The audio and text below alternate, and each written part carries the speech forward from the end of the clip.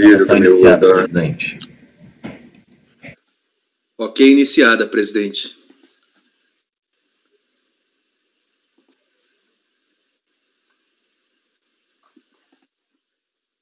Então, são 10h45, voltamos no intervalo da sessão, na parte da manhã desse dia 11 de agosto de 2020. A gente tinha parado no item 13, na primeira parte da manhã. Agora, voltaremos chamando a doutora Vanessa para relatar o item 14, recorrente da Star, interessado Fazenda. Com a palavra, relatora. O processo já está na pasta. Aqui é um recurso especial de divergência interposto pelo contribuinte, buscando a reforma do Acórdão 302.40.003, que foi proferido pela segunda Câmara do então terceiro Conselho de Contribuintes, no sentido de negar provimento ao recurso voluntário.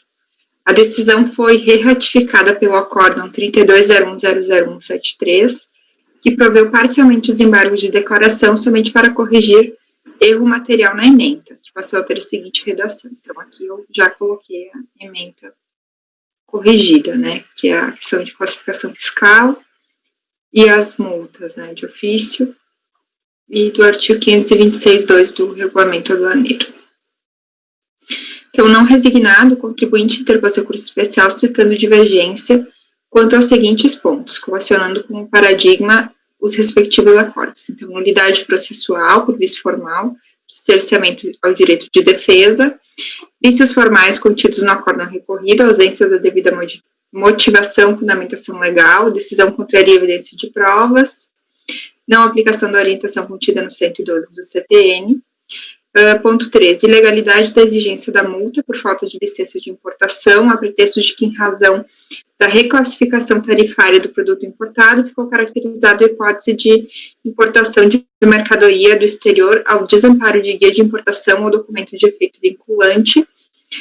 Ilegalidade da exigência da penalidade de multa, prevista no 84, inciso 1, da MP 2158, pelo erro de classificação tarifária, e as penalidades de multas de lançamento de ofício sobre a diferença do imposto de importação e do IPI, exigidas no auto de infração, com base no artigo 44, inciso 1 e 45 da Lei 9430.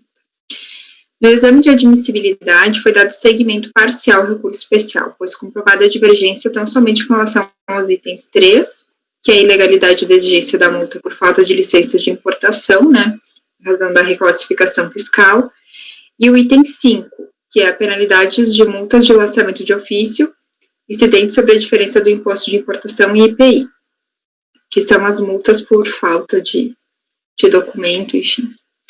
Então, o prosseguimento parcial foi confirmado em sede de reexame de admissibilidade e a Fazenda Nacional apresentou contrarrazões, postulando a negativa de provimento do recurso. Esse é o relatório, presidente. Pode ir direto ao voto, não tem sustentação. Ok. Então, o recurso especial do contribuinte é tempestivo e atende aos requisitos de admissibilidade, né? Portanto, deve ter prosseguimento. O que concerne a multa por falta de licença de importação, tem-se decidido, então, nessa terceira turma, que o enquadramento tarifário indevido da mercadoria e ou sua descrição incorreta, imprecisa ou insuficiente na declaração de importação não constitui infração ao controle administrativo das importações, por importação de mercadoria sem licença de importação ou documento equivalente, se a importação estiver sujeita a licenciamento automático, conforme acordo 9303.010.175, de relatoria do ilustre conselheiro Rodrigo da Costa Poças. Então, aqui eu trouxe, né, o voto do Dr. Rodrigo, que é o entendimento da turma. Se não me engano, esse foi por unanimidade, até não estou bem lembrada. E que quando há essa reclassificação fiscal, mas que é sujeita ao licenciamento automático, né, não há que se falar nessa falta de guia de importação, né? Então, se considera como... Aqui eu destaquei alguns trechos, né, que o erro de classificação por si só, de fato, não é suficiente para caracterizar a conduta sujeita à multa, sendo necessário que tal erro prejudique o tratamento administrativo da mercadoria, como ocorreria depósito do código tarifário original estava sujeito à LI automática e o corrigido a não automática, né? Mas no caso dos autos, ambos estavam a LI automática. Então, por isso, eu estou dando provimento de recurso especial quanto a essa matéria para afastar a aplicação da multa por falta de licença de importação, tendo em vista que os dois códigos de classificação fiscal estavam sujeitos ao licenciamento automático. E também na sequência, em razão de ter sido reconhecido que não há essa falta de licença de importação, eu entendo que as penalidades da multa de ofício sobre a diferença do I e do IPI também têm que ser afastadas, né, porque não se caracteriza a hipótese de ausência de declaração ou de declaração inexata. Então, eu estou dando provimento de recurso especial, presidente.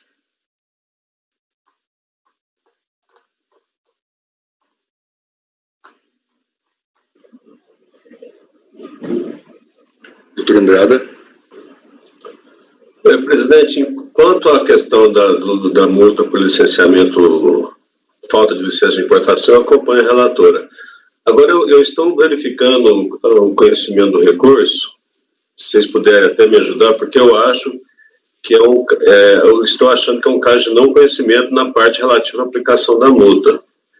Porque no acórdão recorrido, fala, no trecho do voto aqui, consegui abri-lo aqui, fala o seguinte: da própria descrição do bem importado, não é possível identificar corretamente a mercadoria, o que impossibilita o afastamento da multa aplicada com base na DN COSIT 297.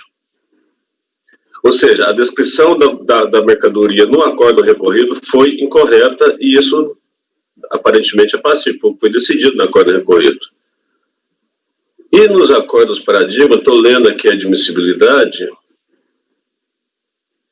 os dois acordos da admissibilidade, não comprovada a declaração indevida da mercadoria, descabível a multa. Então, aqui, entendeu-se que a mercadoria foi declarada corretamente. E no outro, imposto de importação, classificação tarifária, e nem seja erro na classificação, nem seja por si só a aplicação das multas. Mas no acórdão recorrido não é só erro de classificação, houve descrição incorreta da mercadoria. Então, estou fazendo uma leitura aqui, se alguém puder acrescentar alguma coisa, se conseguiu enxergar, eu estou achando que é um caso de não conhecimento do recurso nessa parte da aplicação da multa.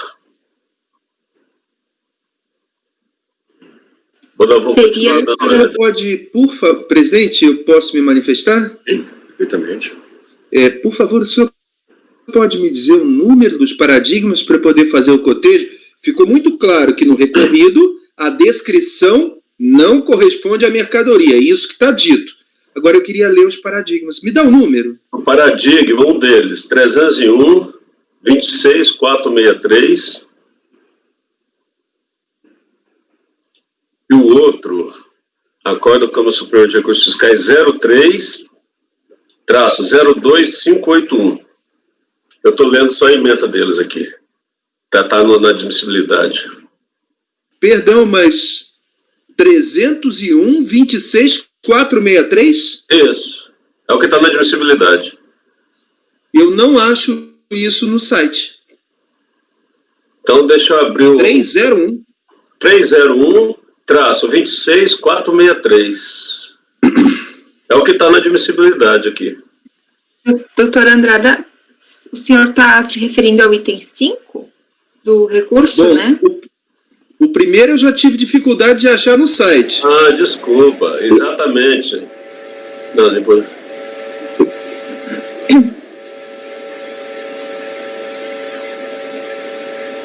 Ah, desculpa, é o item 5. É isso, é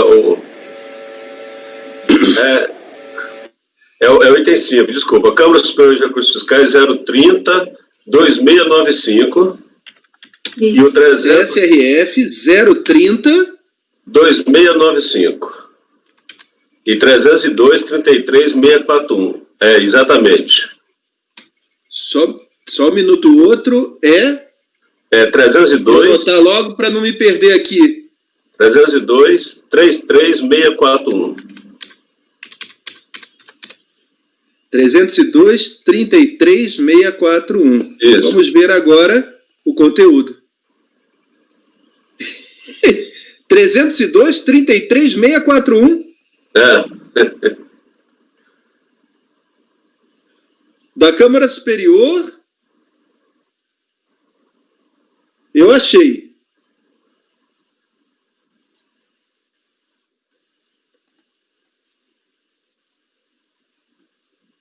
Exatamente. Desculpa, eu estava fazendo a leitura errada.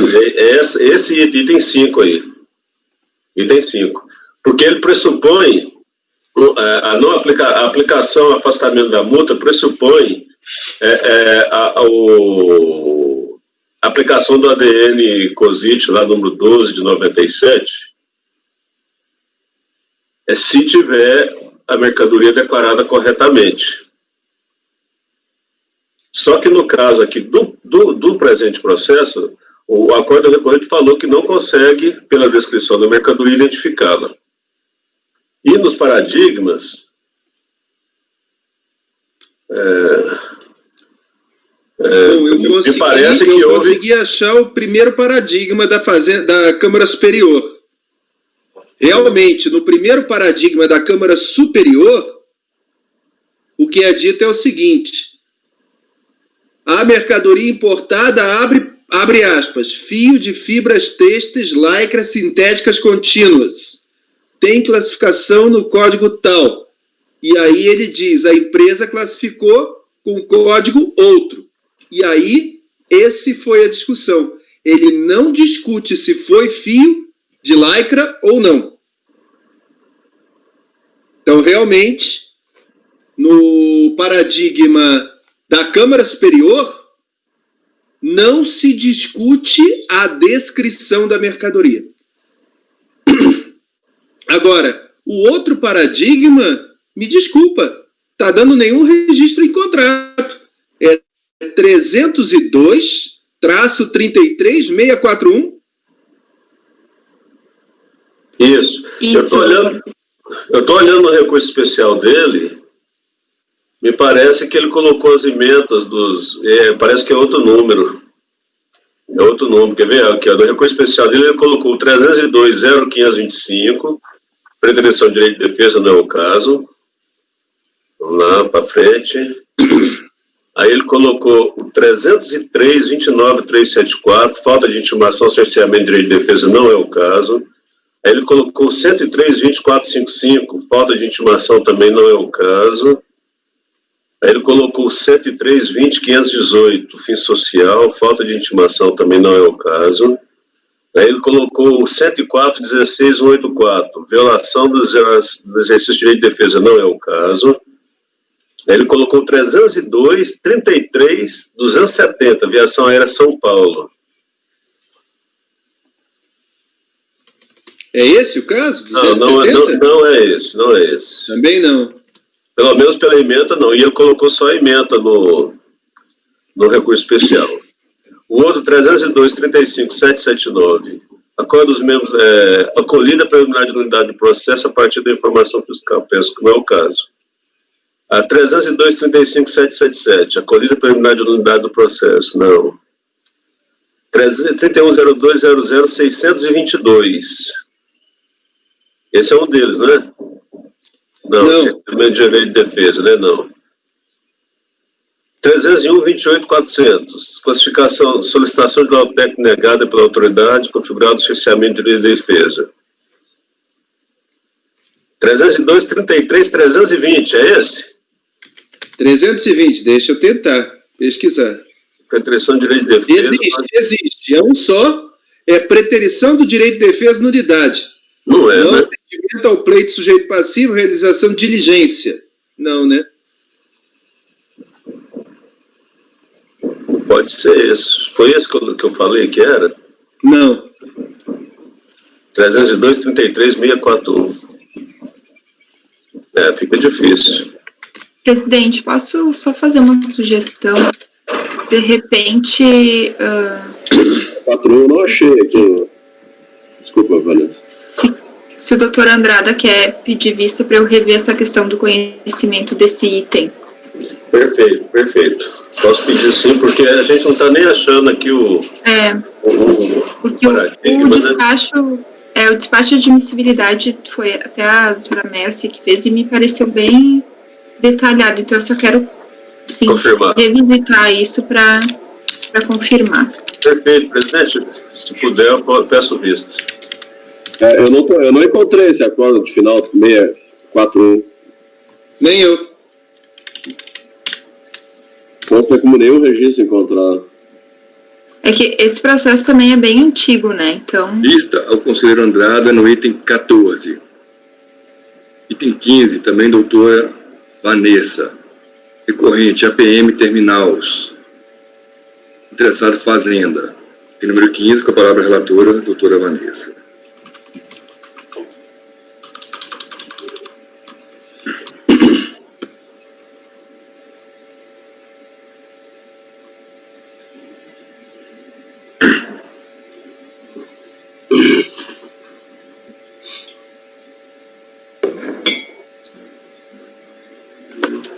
Conseguiram abrir na pasta o processo?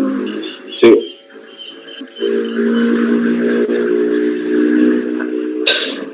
Então, aqui é um recurso especial o item 15, né? Recurso especial de divergência interposto pelo contribuinte, APM Terminals Itajaí, buscando a reforma do acórdão 3802000915, proferido pela segunda turma especial, que negou o provimento ao recurso voluntário. Então, a ementa, sigo aqui, né? Eu vou ler a ementa porque é uma matéria um pouco diferente. O atraso pelo operador portuário no posicionamento de mercadorias para fins de verificação física por parte da fiscalização aduaneira se subsume a hipótese de infração descrita no artigo 107, inciso 7, a linha F, do Decreto-Lei 37 de 66, né, com a redação dada pelo artigo 77 da Lei 10.833. Então, o processo decorre de um auto de infração lavrado em face do contribuinte para exigência da multa prevista no artigo 107, inciso 7, a linha F, é o Decreto-Lei 3766.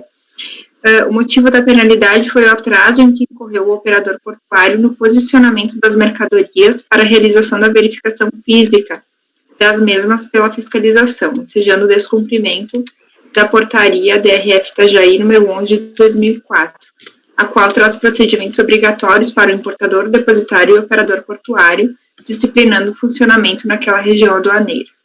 Então, o ato de infração ele foi mantido pela DRJ e também pelo acórdão do recurso voluntário. Então, não resignado, o sujeito passivo interpõe recurso especial, suscitando divergência com relação a duas matérias. A alegação de que a fiscalização aplicou multa prevista em norma em branco ou infralegal, que seria a portaria DRF Itajaí, né? E quanto à responsabilidade da Superintendência do Porto de Itajaí pela disponibilização e posicionamento das cargas armazenadas nas dependências do Porto.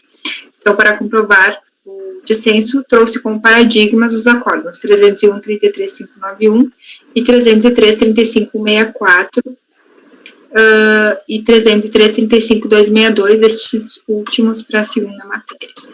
Então, conforme o despacho de 20 de julho de 2015, foi dado seguimento parcial ao recurso especial, pois comprovada a divergência tão somente com relação à segunda matéria, que é a responsabilidade da Superintendência do Porto de Itajaí pela disponibilização e posicionamento das cargas armazenadas nas dependências do Porto. Então, o prosseguimento parcial foi confirmado em sede de reexame de admissibilidade, apenas quanto à responsabilidade pela infração praticada. A Fazenda Nacional apresentou contrarrazões, postulando a negativa de provimento ao apelo especial. Esse é o relatório, presidente. Hoje eu voto. Então, ok. O recurso especial do contribuinte é tempestivo e atende aos demais requisitos de admissibilidade, devendo, portanto, ter prosseguimento, né? Então, no mérito, a controvérsia centra-se na atribuição de responsabilidade para o posicionamento de mercadorias para fins de verificação física por paralisação aduaneira, se do operário ou da Superintendência do Porto de Itajaí. No acórdão recorrido, foi consignado o entendimento segundo o qual o atraso no posicionamento das mercadorias pelo operador portuário para fins de verificação física pela fiscalização aduaneira subsume-se a hipótese da infração descrita no artigo 107, inciso 7, linha F, do Decreto-Lei 37 de 66, né, com a redação do artigo 77 da 10833. De outro lado, em seu recurso especial, o sujeito passivo sustenta que a responsabilidade seria da Superintendência do Porto de Itajaí pela disponibilização e posicionamento armazenados no porto. Entende-se que, com a devida vênia aos posicionamentos contrários, a pretensão do recorrente não merece prosperar. A responsabilidade do operador portuário pela disponibilização das mercadorias para fins de verificação física por parte da fiscalização aduaneira já foi reconhecida por essa terceira turma. Aqui eu trago um acórdão também de relatoria da doutora Tatiana, 303008392, que foi por unanimidade de votos, e que foi negado por provimento de recurso especial do sujeito passivo, inclusive era o mesmo contribuinte, né? Então eu trago aqui os fundamentos que a doutora Tatiana trouxe no acórdão dela também, atribuindo a responsabilidade ao operador portuário, né? Aqui eu só vou destacar que o artigo 12 da Lei 8630 de 93, que é a Lei dos Portos, que posteriormente foi revogada, né? O operador portuário é responsável perante a autoridade aduaneira pelas mercadorias sujeitas a controle aduaneiro no período em que essas lhe estejam confiadas ou quando tenha controle ou uso exclusivo de área do porto onde se acham depositadas ou devam transitar. Então, a responsabilidade fica bem clara, né? Então, os termos do artigo 9º, né, da portaria, a Superintendência do Porto de Itajaí exerce as funções de autoridade portuária e tem a competência para pré-qualificar terceiros como operadores portuários, assim como a própria administração do porto é considerada como o operador, né. Foi firmado o contrato de arrendamento entre a Superintendência do Porto e a Tecomvi, que era a antiga denominação da APM, para que essa pudesse exercer a função de operador portuário, né. Então, aqui fica bem caracterizada a hipótese de responsabilidade. Então, entendo ser a Tecomvi, no caso a APM, né, como operador portuário responsável perante a autoridade aduaneira pelas mercadorias sujeitas a controle aduaneiro no período em que essas lhe estejam confiadas, quando tenham controle ou uso exclusivo da área do porto onde se acham depositadas ou devam transitar, nos exatos termos do artigo 12 da Lei 8630 de 93, né, que é a lei da modernização dos portos. Inclusive, posteriormente, essa lei ela foi revogada por outra mais recente e essa disposição da responsabilização do operador portuário, se não me engano, foi mantida também. Então, com isso, eu estou negando o provimento ao recurso especial, presidente.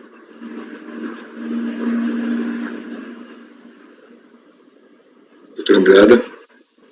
Acompanha a relatora, presidente. Doutora Tatiana. Com a relatora, presidente. Doutor Luiz. Acompanho a relatora, presidente. Doutora Alcia. Com a relatora. Doutor Jorge. Com a relatora. Doutora Érica. Com a relatora. Também estou votando com a relatora. Então, foi por unanimidade de votos, negou-se provimento ao recurso especial interposto pelo contribuinte. Item 15, não, agora item 16. Recorrente, Fazenda Nacional, recorrida American Airlines. Doutora Vanessa, relatora. Posso fazer um resumo, presidente, desse? Perfeitamente. Tá. Vou tentar ir direto aqui para o voto, tá? Aqui é um recurso de divergência da Fazenda Nacional, discutindo aquela questão da retroatividade benigna para a aplicação do prazo para prestar informações, né, de embarque para exportação. Se aplica o prazo de 2 dias ou 7 dias, né? Se poderia ser mitigada diante do prazo imposto pela IN 1096 de 2010. Então, aqui os fundamentos, enfim. Aqui, como o contribuinte encontra razões, ele pediu o não conhecimento, eu só fiz um breve preâmbulo aqui da admissibilidade, né? Então, o recurso especial da Fazenda é tempestivo e atende aos demais requisitos de admissibilidade do artigo 67, devendo ser conhecido. Em sede de contra-razões, o sujeito passivo aduz que não merece ter prosseguimento do recurso especial da Fazenda, pois estaria ausente o requisito de admissibilidade e de demonstração analítica da divergência entre os acórdãos recorrido e paradigma. Da análise do recurso especial da Fazenda, entende-se que o requisito da demonstração analítica da divergência foi comprovado, pois no tópico 2.1, que é da divergência jurisprudencial, a Fazenda aponta as divergências existentes entre o acórdão recorrido e o paradigma, que são pertinentes à pretensão recursal. Então, aqui eu transcrevi um trecho do recurso especial, né? No hipótese dos autos, o acórdão recorrido afastou a aplicação da multa para os casos em que, embora não tenha sido observado o prazo de 2 dias fixado na IN vigente à época da infração, o contribuinte cumpriu a obrigação no prazo de 7 dias. A turma entendeu que se aplica o prazo maior de 7 dias à espécie por força da retroatividade benigna. Em sentido contrário, decidiu a segunda turma ordinária da segunda Câmara, no seguinte acórdão, cuja ementa segue integralmente transcrita. E traz aqui a ementa e aponta. O paradigma, ao analisar a mesma infração dos autos, afastou a aplicação retroativa da IN 1096 de 2010, ao entendimento de que a ampliação do prazo não se enquadra na hipótese de retroatividade benigna, prevista no artigo 106.2 do CTN. Portanto, evidenciada está a divergência. Quanto ao acórdão recorrido, aplica a IN 1096 de 2010 a fatos pretéritos, com fundamento em retroatividade benigna, o paradigma afasta a sua aplicação. Então, tendo como atendidos os requisitos de admissibilidade, né, devendo ter prosseguimento o recurso. Posso ir ao mérito, presidente? Pode. Então, no mérito, superada essa questão da admissibilidade, no mérito, a discussão é realmente se é possível a aplicação desse prazo alargado de 7 dias em razão da retroatividade benigna, né? Aqui o voto é muito semelhante ao item 11, que nós votamos. Eu só vou fazer aqui Assim, no caso dos presentes autos, a retroatividade benigna foi aplicada para cancelar as multas impostas em decorrência das informações prestadas dentro do prazo de 7 dias determinado pela IN 1096 de 2010, tendo sido provido apenas parcialmente recurso voluntário. Por quê? Porque teve parte das informações que foram prestadas em prazo superior a 7 dias, que então não foram consideradas pelo recurso voluntário, e parte que foram prestadas em 7 dias, até 7 dias, então foi aplicada a retroatividade.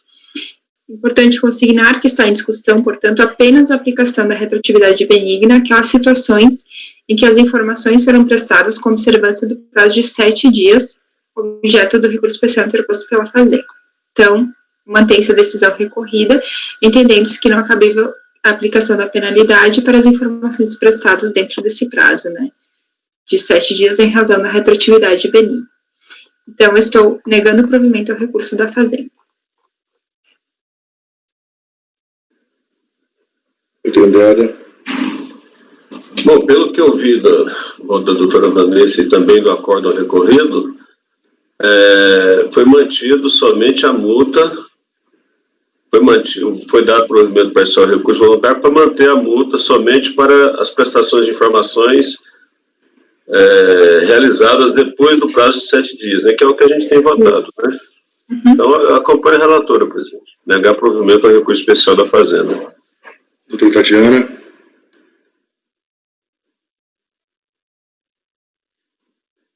Desculpa. Com a relatora, presidente. Doutor Luiz.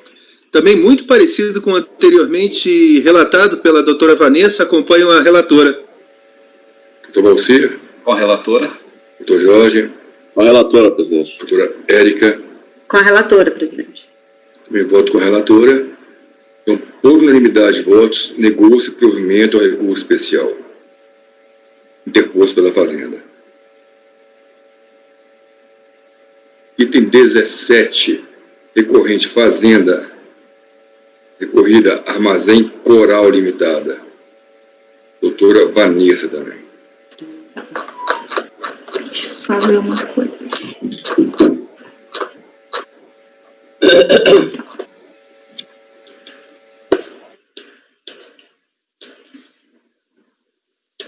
Então, trata-se de recurso especial de divergência interposto pela Fazenda, buscando a reforma do acórdão 30.01.000.096, de 12 de dezembro de 2017, proferido pela primeira turma extraordinária da terceira sessão, no sentido de dar provimento parcial ao recurso voluntário, determinando o retorno dos autos à origem, para apreciar a DCTF retificadora com relação ao crédito pleiteado, juntamente com o DACOM e DIPJ, de modo a verificar a liquidez e certeza para a compensação requerida.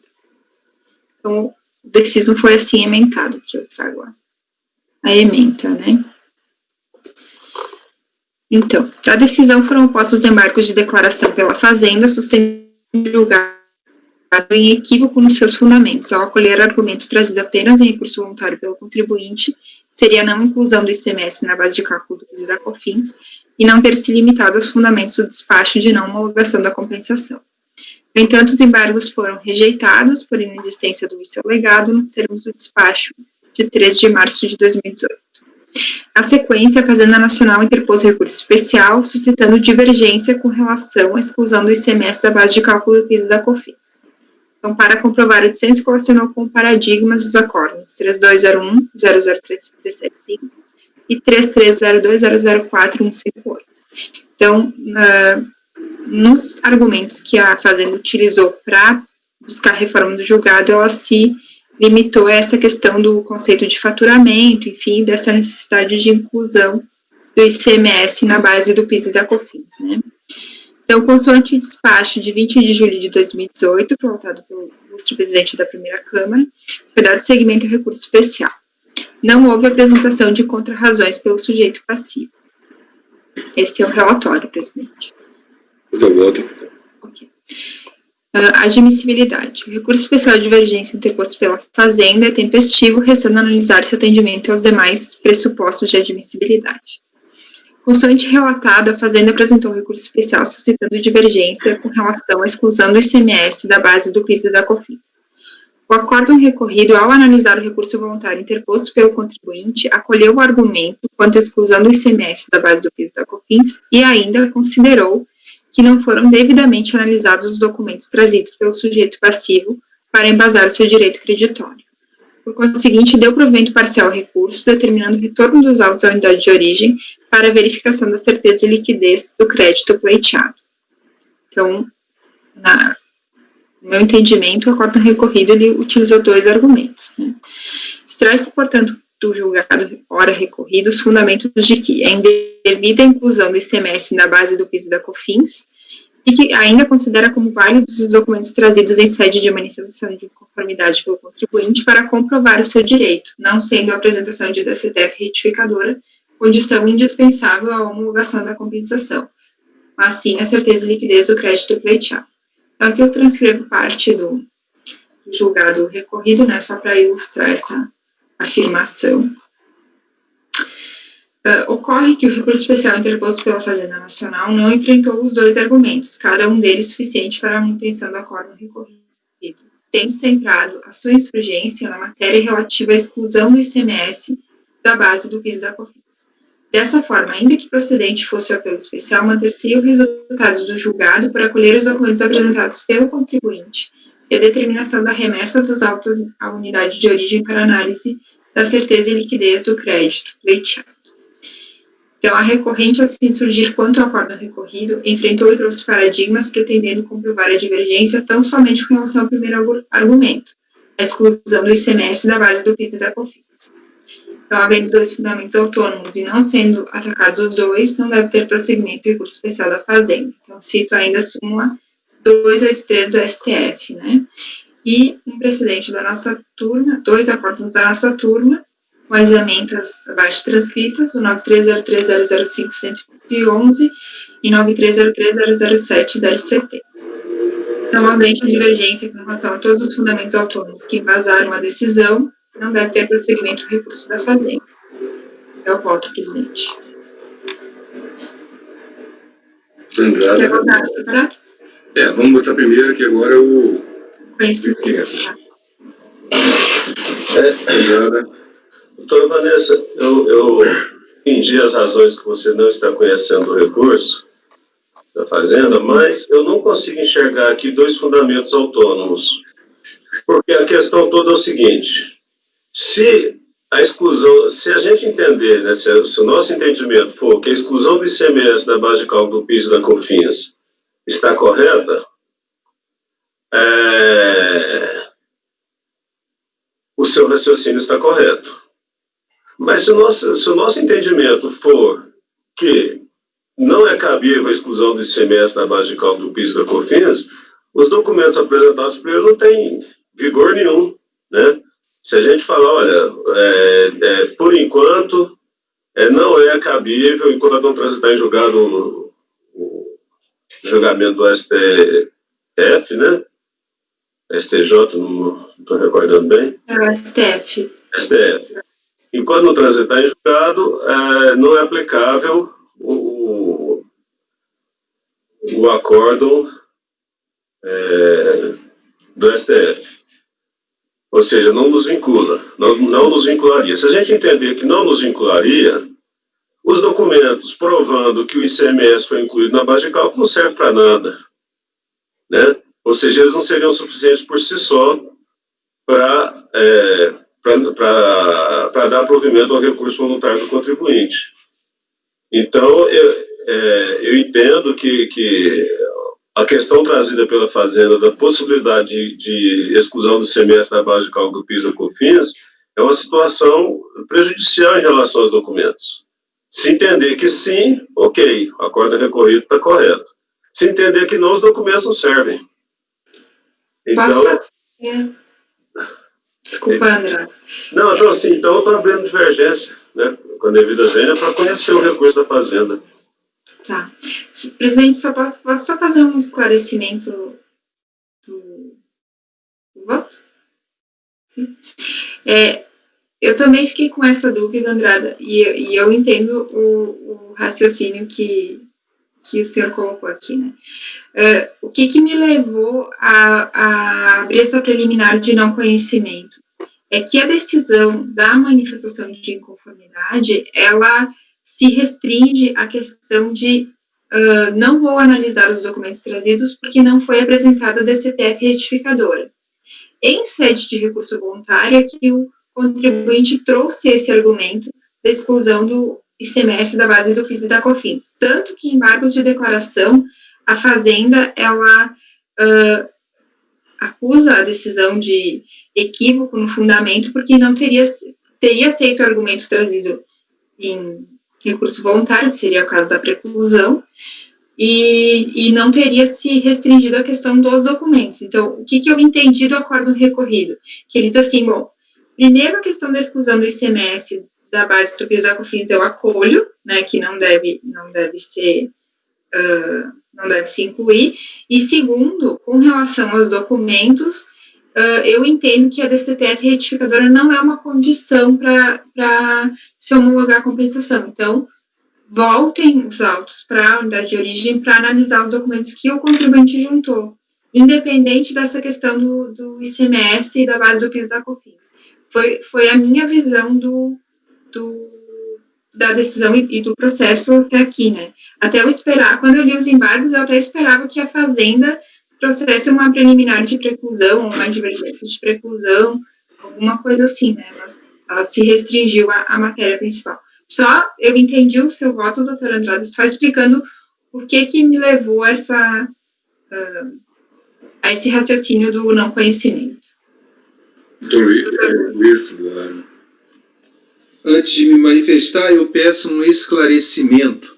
O direito creditório pleiteado está baseado exclusivamente na exclusão do ICMS da base de cálculo da COFINS, ou ele está baseado em outras questões também? Pelo que eu entendi do recurso voluntário, é só na exclusão do ICMS do PIS da COFINS. Obrigado, ficou claro para mim. O que eu entendi do recurso voluntário. Obrigado, né? Perfeito. Então, só sobre os argumentos da doutora Vanessa, entendi, eu não tinha percebido que tinha tido uma preclusão aí, mas a Fazenda Nacional não apresentou recurso sobre essa matéria. Mas, a hora que o processo voltar, se a gente negar provimento ao recurso especial da Fazenda, a hora que o processo retornar à unidade de origem, ela está vinculada a cumprir a decisão, a acatar os documentos e cumprir a decisão quanto à exclusão do ICMS da base de cálculo. Por isso, eu mantenho o entendimento de que é o caso de reconhecimento do recurso especial, porque não são matérias autônomas. O ICMS vincula o restante da análise. Né? Então, eu mantenho, sim. Entendi, doutora Vanessa. Obrigado. E doutora Tatiana?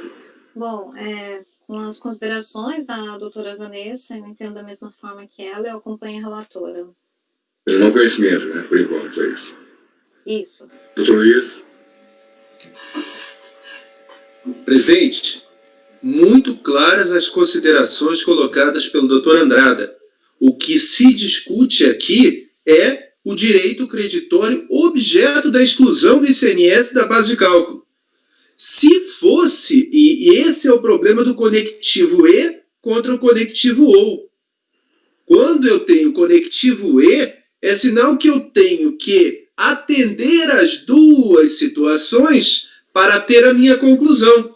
E o que é, no caso, para se ter direito ao crédito pleiteado, é necessário que, número 1, se admita a exclusão do ICMS da base de cálculo da contribuição. E também, número 2, que haja documentação comprovando que o ICMS estava dentro da base de cálculo originalmente. Aí, para que você desfaça esse direito pleiteado, basta atacar individualmente uma das duas condições. Isso se chama, em lógica, conjunção. Para negar uma conjunção, basta negar um dos dois antecedentes. Diferente do conceito de disjunção. Se fosse o contrário, um auto de infração, bastaria que, porque é o seguinte, é devido ao tributo se eu entendo que o ICMS não compõe a base de cálculo, ou, ainda que entendesse, se não está provado. E aí, a discussão seria outra. Essa é a diferença entre conjunção e disjunção lógica. No caso, como foi um direito pleiteado, esse foi o motivo da minha pergunta para a doutora Vanessa, se existiam outros direitos creditórios, e pelo conteúdo ela chega à conclusão que não.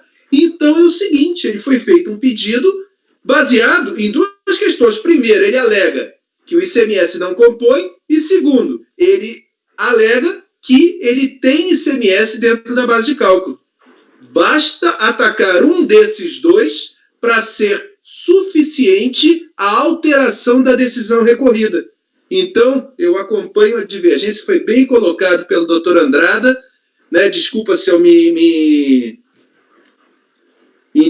entusiasmei, porque quando eu me lembro do meu tempo de matemática, era isso que a gente fazia, né? Transformava isso em álgebra,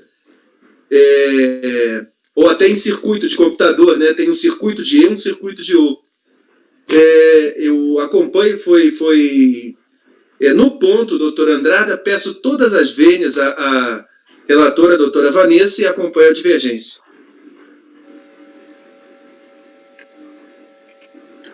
Doutor Valcir? Depois da brilhante aula do professor Luiz Eduardo, da boa exposição feita pelo conselheiro Andrada, vou divergir da conselheira Vanessa. A minha interpretação, todos conhecem, ela é restritiva, né? Mas nesse caso, eu voto com a divergência. É restritiva no sentido de conhecimento, né? Doutor Jorge? Com a divergência, presidente. Acho que já não encontrei aqui, mas eu tenho voto nesse sentido, né? Muito boa a exposição do doutor Andrada, doutor Luiz. Conheço o recurso. Inclusive foi o senhor que assinou o despacho de admissibilidade. Ah, então foi isso. Conhecia, né? Doutora Érica? Eu vou acompanhar a relatora, a doutora Vanessa. Aqui eu entendo que há dois fundamentos autônomos, sim. Então, concordo com as alegações da doutora Vanessa, das explicações, acompanho ela, pelo não conhecimento. Doutor Luiz é aula até de lógica hoje, doutor Luiz. Desculpa, saudade, década de 80 era o que eu trabalhava. Operadores lógicos. Também vou com a divergência do doutor Andrada, reforçada pelo doutor Luiz. Então, por maioria de votos, o recurso foi conhecido.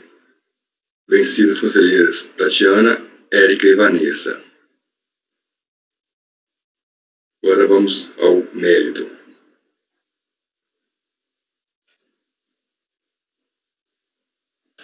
Só vou anotar aqui, presidente, já.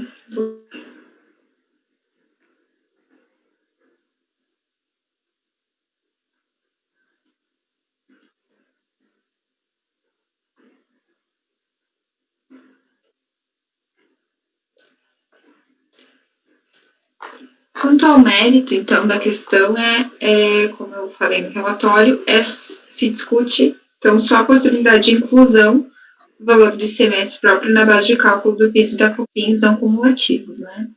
Então, a turma também já conhece meu entendimento, que eu já aplico a decisão do STF, que foi proferida em sede de repercussão geral, né? Fixando a tese de que o ICMS não compõe a base de cálculo do PIS e da COFINS. Então, eu estou negando o provimento ao recurso da Fazenda Nacional. Aqui ficou o contribuinte, mas vou ajustar aqui na minha nota. Doutor Andrada?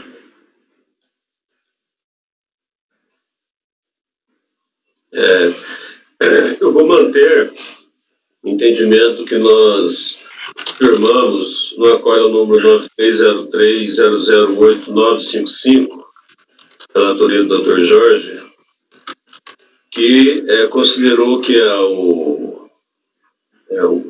não aplicabilidade ainda do entendimento do STF em face da falta do trânsito em julgado, né?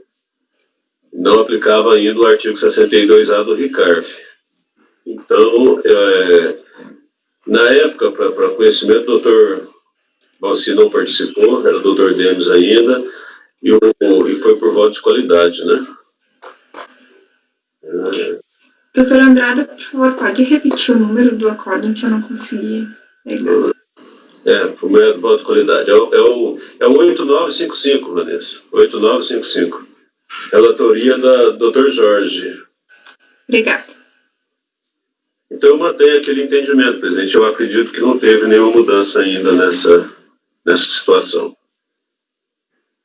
Abre divergência para negar provimento, para dar provimento ao recurso especial da Fazenda Nacional. Doutor Tatiana?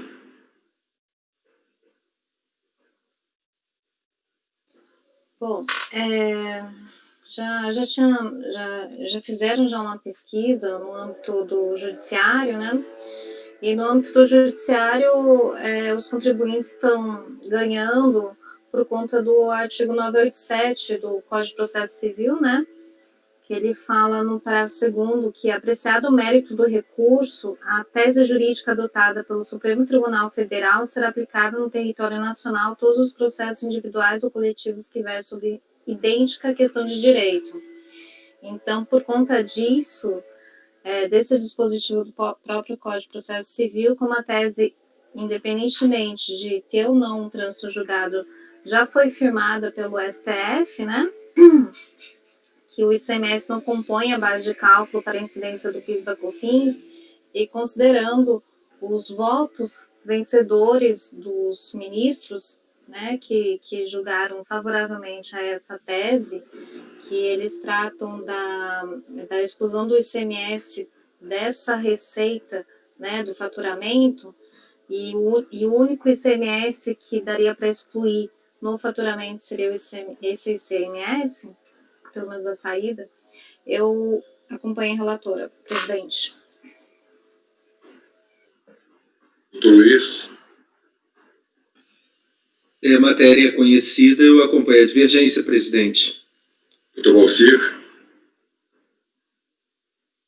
Em que pese os equívocos da divergência,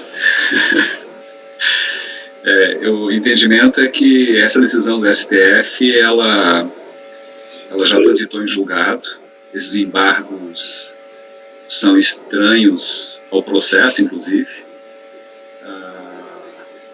A grande questão é a responsabilidade do STF em de fato, dizer se são efeitos ex nunc ex tunc. É uma situação bastante difícil, mas eu respeito muitos colegas que ainda fazem a inclusão, como os colegas que me antecederam, colega Andrada e o colega Luiz Eduardo, mas tivemos a oportunidade de discutir bastante na turma ordinária, da qual eu fazia parte.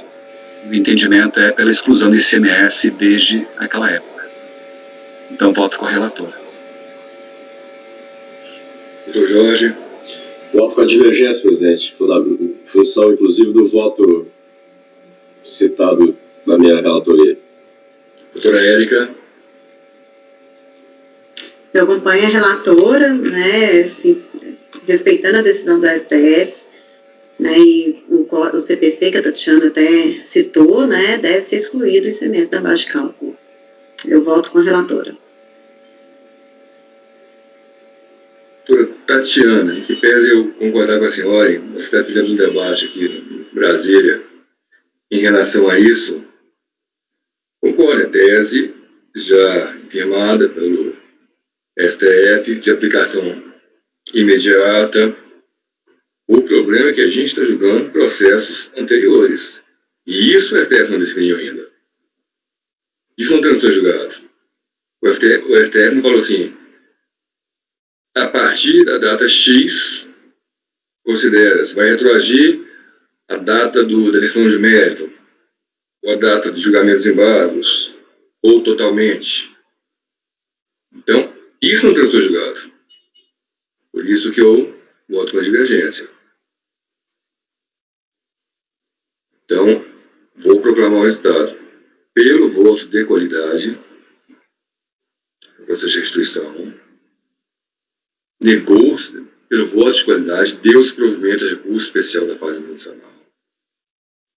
Vencidos os conselheiros Tatiana, Érica, Vanessa e Valcir, voto vencedor, doutor Andrada. Esse foi o último item da manhã. Vou falar o resto aqui, mas não vai ter mais votação. O 18, recorrente HP, interessado Fazenda. Doutor Luiz, você que é expert em informática, como é que fala aí? O Hewlett Packard. Olha, a gente chamava isso, quando eu trabalhava na IBM, de concorrente. Concorrente, né? Boa. Não. Everett Packard, em português. Hewlett Packard. Exato. Estamos no Brasil.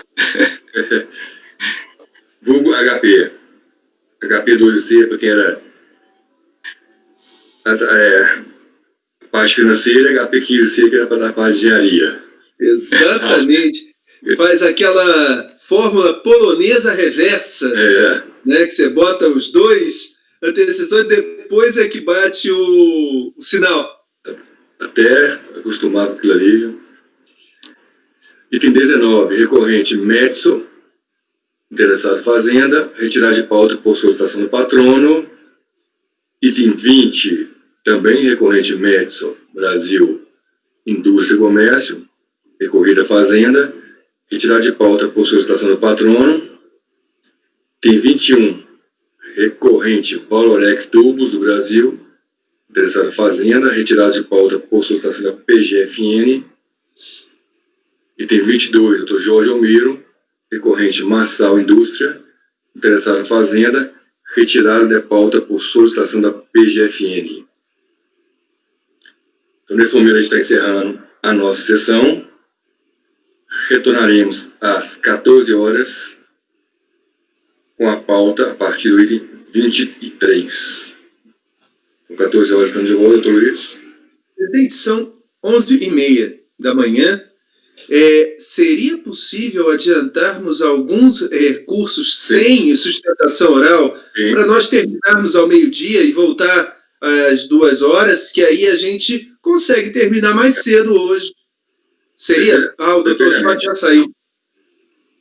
Doutor Jorge, está ainda?